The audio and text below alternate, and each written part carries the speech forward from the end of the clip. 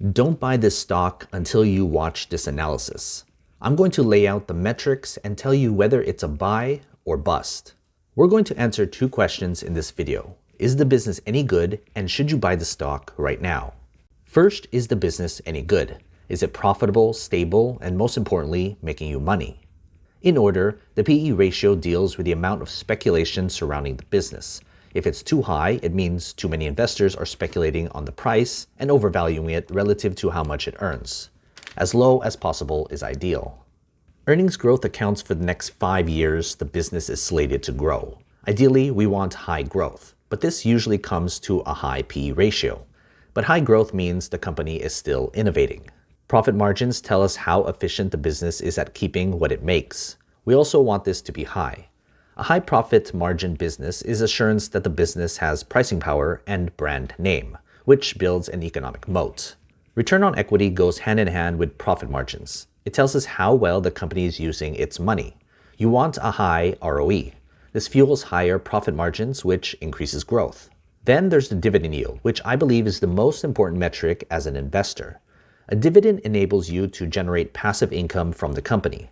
Cash straight to your pockets in order to fuel other investments and your lifestyle. A higher dividend yield is ideal for any business. When we put these 5 metrics together, we can answer the question whether the business is any good.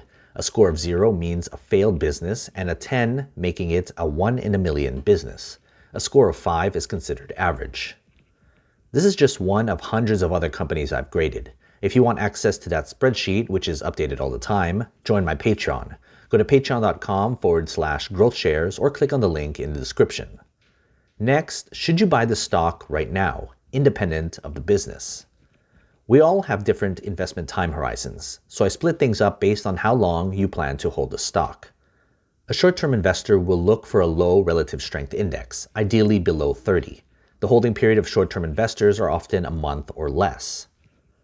A near-term investor will look for a negative 50-day simple moving average, ideally as far negative as possible.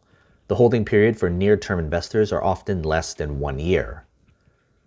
A long-term investor will not only consider the business, but also look for a negative 200-day simple moving average, ideally a very low number. The holding period for long-term investors are more than a year, often decades even. Lastly, if you want absolute value, you can average out all 3 time horizons. This will ensure you're getting a bargain price for your investment. If you found this analysis helpful, subscribe for more. Invest wisely, and as always, take care of your money.